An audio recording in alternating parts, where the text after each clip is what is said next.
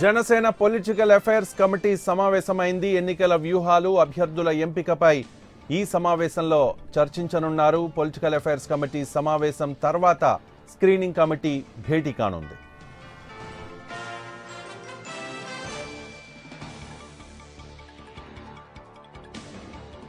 Janasena political affairs committee కొద్దిసేపటి క్రితం సమావేశమైంది. ఈ సమావేశంలో ఎన్నికల వ్యూహాలు అలాగే అభ్యర్థుల ఎంపికపై ఒక క్లారిటీ వచ్చే అవకాశం ఉంది. పొలిటికల్ అఫైర్స్ కమిటీ భేటీ తర్వాత స్క్రీనింగ్ కమిటీ భేటీ కూడా జరగబోతోంది. అప్డేట్స్ మా ప్రతినిధి చంద్రశేఖర్ అందిస్తారు. చంద్రశేఖర్. Thank you Ravi.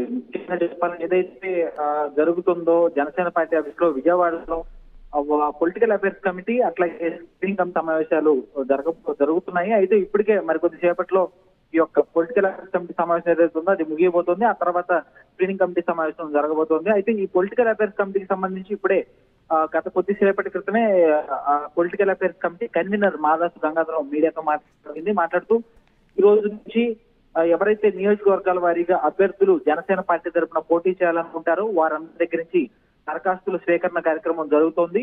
ఏదైతే స్క్రీనింగ్ కమిటీ ఉందో 5 సభ్యులతో కూడినటువంటి ఈ స్క్రీనింగ్ కమిటీ ఈ దరఖాస్తులన్నింటినీ కూడా తీసుకుని ఫైనల్ గా అందులో వాళ్ళ బ్యాక్గ్రౌండ్ పరిశీలించి ఫిల్టర్ చేసిన తర్వాత మిగతా దరఖాస్తులన్నింటినీ కూడా జనసేన పార్టీ అధ్యక్షుడు పవన్ కళ్యాణ్ అందించడం జరుగుతుందని చెప్పేసి చెప్పడం జరుగుతుంది. ఆ తర్వాత పవన్ కళ్యాణ్ తుది నిర్ణయం తీసుకుని ఈ యొక్క జాబితాను విడుదల చేసే అవకాశం ఉందని చెప్పేసి మాధవ్ సంగాధర్ చెప్తున్నారు. అట్లాగే ఈ పార్టీకి సంబంధించినటువంటి బహిరంగ సభలు ఎక్కడెక్కడ నిర్వహించాలి, ఏ జిల్లాలో నిర్వహించాలి అనే దాని మీద కూడా ప్రధానంగా చర్చ జరగబోతుంది. ఇప్పటికే కొన్ని చోట్ల అంటే కవాతులు కానీ లేదంటే కొన్ని చోట్ల బహిరంగ సభలు కూడా జరిగినటువంటి ప్రాంతాలు మనకు తెలుసు. విశాఖపట్నం ఉత్తరాంధ్ర ఏరియాలో ఆంధ్ర జిల్లాలో తిరగడం జరిగింది. తూర్పుగోదావరి పశ్చిమ గోదావరి జిల్లాలు కూడా మొత్తం 5 జిల్లాల్లో కూడా ఫుల్ గా తిరిగేసినటువంటి పవన్ కళ్యాణ్ ఇంకా కొన్ని జిల్లాలు ఉన్నాయి. ప్రకాశం కానీ నెల్లూరు కానీ జిల్లాల వైపు అసలు చూడలేదు.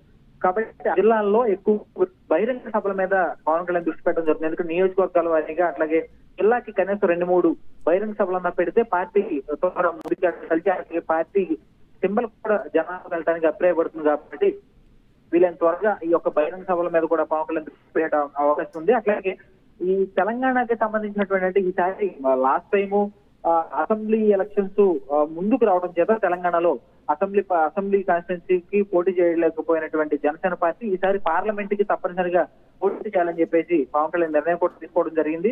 ఒక 5 పార్లమెంట్లో పవన్ కళ్యాణ్ అభ్యర్థులు నిలబెట్టడానికి ప్రణాళికలు కూడా అడ్జస్ట్మెంట్ వస్తుంది. దీనికి సంబంధించి ఒక 12 పార్లమెంట్ కమిటీలు కూడా తెలంగాణలో పూర్తి చేశారు. అట్లాగే ఏపీలో కూడా కొన్ని పార్లమెంట్ కమిటీలు పూర్తి చేశారు. మొత్తం మీద తెలంగాణ, ఆంధ్రప్రదేశ్ లో మరొక 2 రోజుల్లో ఈ యొక్క పార్లమెంట్ కమిటీలు అనేవి కూడా పూర్తి కాబోతున్నాయి. ఆ తర్వాత ఎన్నికల మీద పూర్తిగా దృష్టి పెట్టి అభ్యర్థుల లిస్టు కూడా ఫైనల్ చేసి ఎన్నికల సమర్థంకారం పూరించేటువంటి పనిలో ఉన్నారని చెప్పకూడదు. చందు, మీ దగ్గర ఎటువంటి సమాచారం ఉంది? అభ్యర్థుల ఎంపిక కూడా మరికొద్ది రోజుల్లో కంప్లీట్ అయిపోతున్నట్లుగా మనకి సమాచారం అందుతోంది. ఈ నేపథ్యంలో అభ్యర్థుల ఎంపిక విషయంలో ఏ అంశాలని పరిగణలోకి తీసుకుంటున్నారు? అలాగే ఇప్పటికే 4-5 చోట్ల అభ్యర్థులను ప్రకటించారు. ఇవాళ ఏదైనా అభ్యర్థులను ప్రకటించే అవకాశం ఉందా? ఏదైతే జనసేన పార్టీకి సంబంధించి అభ్యర్థుల ఎంపిక అనేది చాలా కూలంకషంగా జరుగుతుంది. ఎందుకంటే మొట్టమొదటి నుంచి పార్టీ పెట్టిన దగ్గర నుంచి పార్టీలో ఉన్న అట్లాగే జనసేన పార్టీ తరఫున కాకుండా విడిగా కూడా వ్యక్తిగతంగా కూడా సేవా కార్యక్రమాలు పాల్గొన్న కుటుంబ బ్యాక్గ్రౌండ్ మంచిగా పార్టీ పట్ల వాళ్ళ అభిప్రాయం అన్ని కూలంకషంగా చర్చలు జరుగుతుంది. ముఖ్యంగా ఇది కూడా ఒక ఉద్యోగానికి ఎవరైతే రెజ్యూమ్ పెట్టుకుంటారో అలాంటి రెజ్యూమ్ లాంటిదే ఇక్కడ దరఖాస్తు రూపంలో ఇక్కడ జనసేన పెట్టుకోవడం జరుగుతుంది. తర్వాత వ్యక్తిగతంగా తెప్పించుకున్న అసలు వీళ్ళు ఎలా వర్క్ చేస్తారు, ఏంటి, నియోజకవర్గాల్లో వీరి యొక్క పేరు ప్రఖ్యాతలు ఎలా ఉన్నాయి, వాళ్ళ ఫ్యామిలీ బ్యాక్గ్రౌండ్ ఏంటి, ఇవన్నీ కూడా చర్చలు జరుగుతుంది. అయితే ఏంటంటే ముఖ్యంగా ఇక్కడ పవన్ కళ్యాణ్ దృష్టి పెట్టినటువంటి అంశాలు ఏంటంటే సేవాభావం అనేది ఎక్కువగా, అలాగే మంచి కుటుంబ నేపథ్యం ఉండి అట్లాగే జనసేన పార్టీ యొక్క సిద్ధాంతాల పట్ల వాళ్ళకు అవగాహన కలిగి ఉండాలి. ఈ 3 సీటు ఇచ్చేటువంటి అవకాశం ఉంది. అట్లాగే ఎక్కువగా పార్టీ వచ్చినటువంటి సీనియర్లతో తెలుగుదేశం పార్టీ నుంచి కావచ్చు, కాంగ్రెస్ నుంచి కావచ్చు, వైసీపీ నుంచి కావచ్చు, ఏదైనా పార్టీ నుంచి వచ్చినటువంటి సీనియర్స్ తో పాటుగా కొత్త వారికి, యువత అట్లాగే మహిళలకి అవకాశాలు ఇవ్వాలని కూడా పవన్ కళ్యాణ్ గతంలో నిర్ణయం తీసుకోవడం జరిగింది. అందులో భాగంగానే ఇప్పుడు ఇచ్చేటువంటి దరఖాస్తులు కూడా ఎక్కువగా 60% యువతను సెలెక్ట్ చేసేటువంటి అవకాశం కనిపిస్తోంది.